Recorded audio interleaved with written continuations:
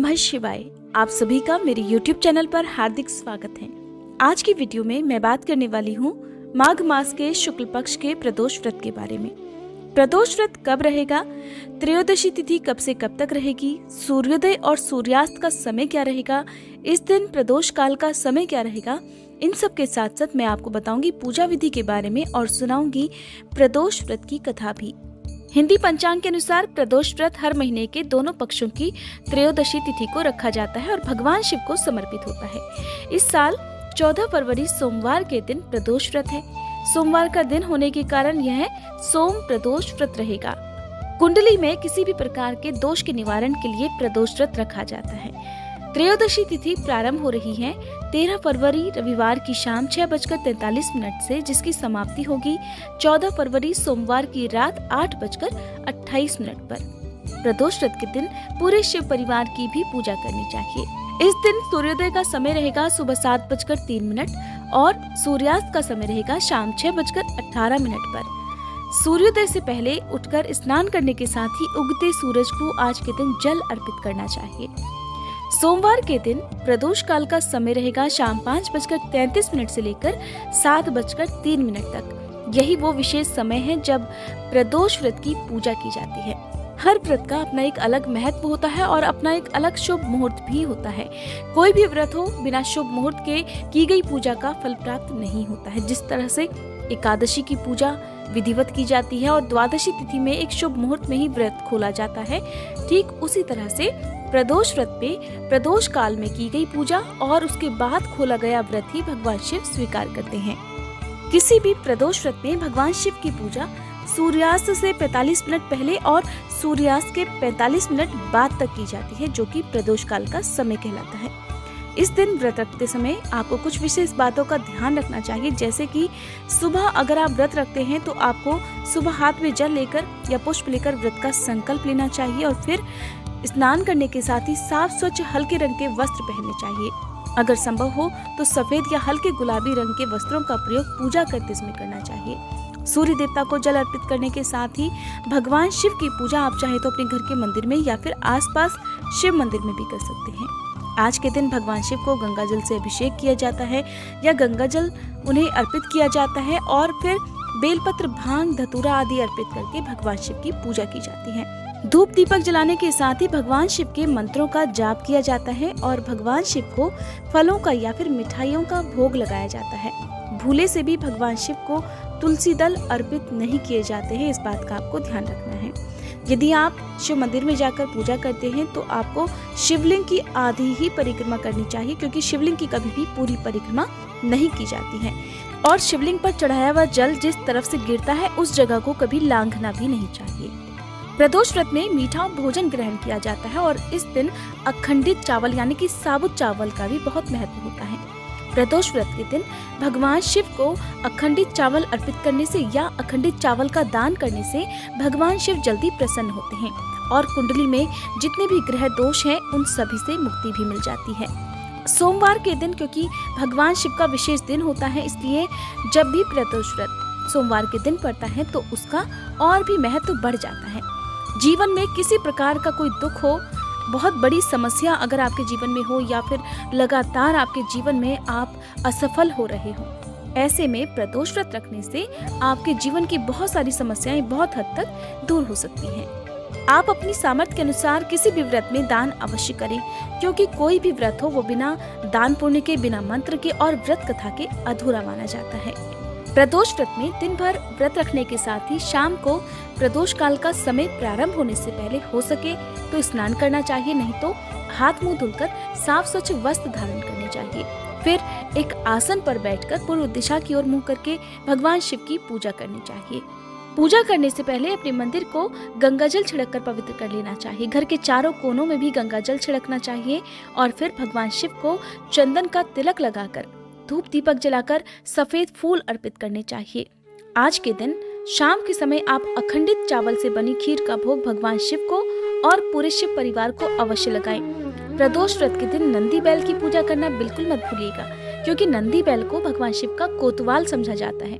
कहते हैं आपकी जो भी मनोकामना है उसकी पूर्ति के लिए सबसे पहले आपको नंदी जी से ही प्रार्थना करनी होती है, तभी वे आपकी मनोकामना भगवान शिव तक पहुंचाते हैं। इसलिए अगर आप कर सके तो हरा चारा आज के दिन किसी बैल को खिलाएं या फिर किसी गौशाला में हरे चारे का दान कर सकते हैं या फिर रुपए पैसे भी आप दान में दे सकते हैं। भोलेनाथ की पूजा करते समय आप चाहें तो ओम नमः शिवाय इस मंत्र का जाप कर सकते हैं या फिर आप रुद्राक्ष की माला के साथ इन विशेष मंत्रों में से किसी भी एक मंत्र का जाप कर सकते हैं। ये भगवान शिव के पंचरूप मंत्र हैं जिन्हें अब मैं आपको बताऊंगी। ये मंत्र है ओम साधो जाते नमः या ओम वाम देवाय नमः, ओम अघोराय नमः, ओम तत्पुरुषाय नमः, ओम ईशानाय नमः या फिर ओम ह्रीं ह्रौं नमः शिवाय। इन मंत्रों में से किसी भी एक मंत्र का आप यथासंभव जाप कर सकते हैं। माँ पार्वती की पूजा करते समय इन विशेष मंत्रों में से किसी भी मंत्र का आप जाप कर सकते हैं या फिर सभी मंत्रों का भी जाप कर सकते हैं। ये मंत्र हैं ओम शिवाय नमः, ओम उमाय नमः, ओम पार्वत्यै नमः, ओम जगद्धात्रे नमः, ओम जगत प्रतिष्ठाये नमः या फिर ओम शांति रूपेण्ये नमः।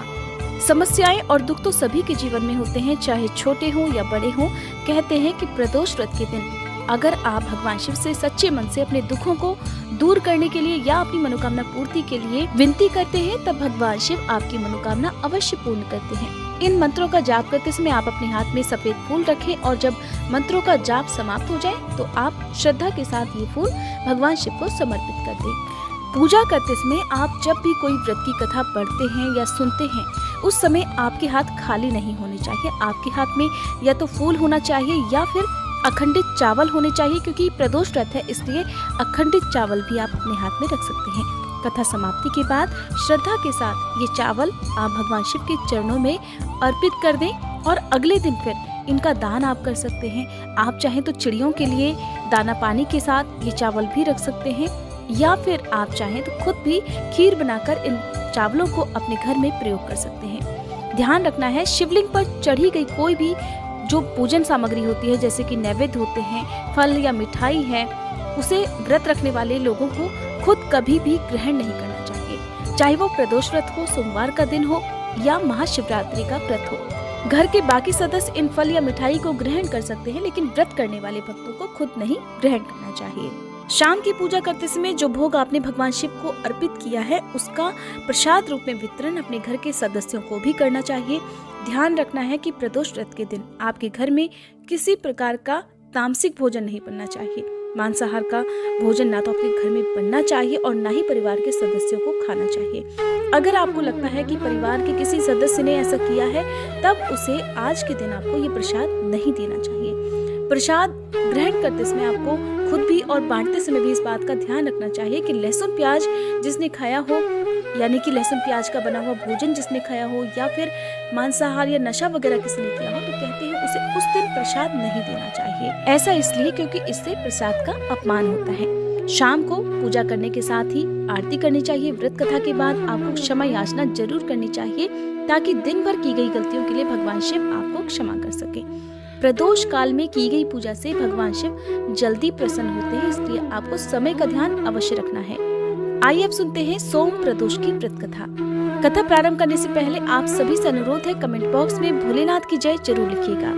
पुराणों में वर्णित सोम प्रदोष व्रत कथा के अनुसार एक बार एक नगर में एक ब्रह्मणी अकेले रहती थी। उसके पति का स्वर्गवास हो गया था। पति के जाने के बाद उसका कोई सहारा नहीं बचा, इसलिए सुबह सुबह वह अपने पुत्र के साथ भीख मांगने निकल जाया करती। भिक्षा में जो कुछ भी मिलता था उससे वह अपना और अपने पुत्र का पेट पालती थी। ब्रह्मणी पूजा पाठ करती थी और नियम पूर्वक प्रदोष व्रत भी रखा करती थी। एक दिन ब्रह्मणी अपने पुत्र के साथ जब घर वापस लौट रही थी, तब रास्ते में उसे एक लड़का घायल अवस्था में रास्ते पर गिरा मिला। ब्राह्मणी ने जब उस बच्चे को देखा तो उसे दया आ गई और उसे वह अपने घर पर ले आई। दरअसल वह कोई मामूली लड़का नहीं था, वह विदर्भ देश का राजकुमार था। वह युद्ध में घायल हो गया था और शत्रुओं ने उसके पिता को बंदी बना लिया था। शत्रुओं के हाथों हारने के बाद वह लड़का यहाँ वहाँ मारा मारा फिर रहा था। ब्राह्मणी जब उसे अपने घर में लेकर आई तब वह ब्राह्मणी के घर में ही रहकर बड़ा होने लगा। राजकुमार बेहद खूबसूरत और आकर्षक था। एक दिन अंशुमति नामक एक गंधर्व कन्या ने राजकुमार को देखा तो उस पर मोहित हो गई। राजकुमारी ने इस बारे में अपने माता पिता को बताया और फिर अपने माता पिता को वह राजकुमार से मिलाने लाई। उन्हें भी राजकुमार पसंद आ गया। कुछ दिनों के बाद अंशुमति के माता पिता को शंकर भगवान ने सपने में आदेश दिया कि राजकुमार और अंशुमति का विवाह कर दिया जाए। उन्होंने ठीक वैसा ही किया। ब्राह्मणी क्योंकि प्रदोष व्रत रखा करती थी और उस व्रत के प्रभाव से ही राजकुमार को गंधर्वराज की राजकुमारी अंशुमति प्राप्त हुई। गंधर्वराज की सेना की सहायता से राजकुमार ने विदर्भ से शत्रुओं को खदेड़ दिया और अपने पिता के राज्य को पुनः प्राप्त कर आनंद पूर्वक रहने लगा। राजकुमार ने ब्राह्मण पुत्र को अपना प्रधानमंत्री बना लिया। ब्राह्मणी के प्रदोष व्रत के महात्म्य से जैसे राजकुमार और ब्राह्मण पुत्र के दिन फिरे, वैसे ही हे शिव शंकर भगवान अपने सभी भक्तों के दिन भी फेरना। ये थी सोम प्रदोष व्रत की कथा और पूजा विधि की जानकारी। अगर वीडियो पसंद आई हो तो वीडियो को लाइक, शेयर और चैनल को सब्सक्राइब करके बेल आइकन प्रेस करना मत भूलिएगा।